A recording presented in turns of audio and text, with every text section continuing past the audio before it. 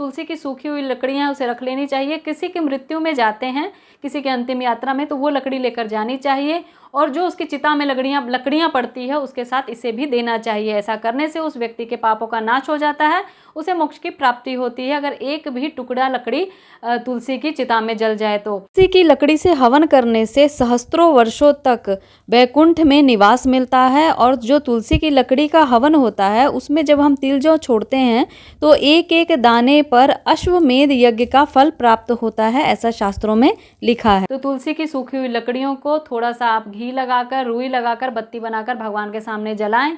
इसके अतिरिक्त आप तुलसी की सूखी हुई लकड़ियों को इकट्ठा करके उसके ऊपर कुछ पकाकर भगवान को भोग लगाएं तो सेवा अपराध में जो भोजन संबंधित, भोग संबंधित अपराध होते हैं वो 1000 भी हमने किए हों तो वो क्षमा हो जाते हैं। इसके बाद आप सूखी हुई जो लकड़ियां हैं उसे पीस कर रख सकते हैं, भगवान को चंदन के रूप में अर्पित कर सकते हैं और फिर उसे अपने माथे पर भी लगा सकते हैं।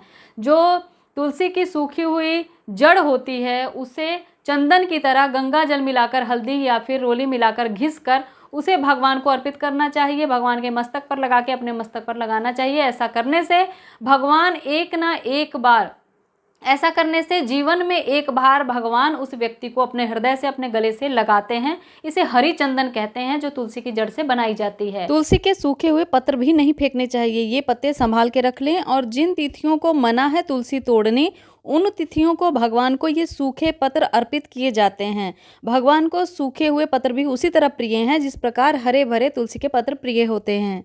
इस प्रकार तुलसी का बड़ा ही महत्व बताया गया है शास्त्रों में। तुलसी जितनी हरी भरी शुभकारी है उतनी ही सूख जाने के बाद भी हमारे लिए पुण्य फल प्रदान करती है। जो भी व्यक्ति इस प्रकार तुलसी का उपयोग करता है उसकी समस्त मनोकामनाएं तो पूर्ण होती ही हैं, सुखों को प्राप्त करता ही है।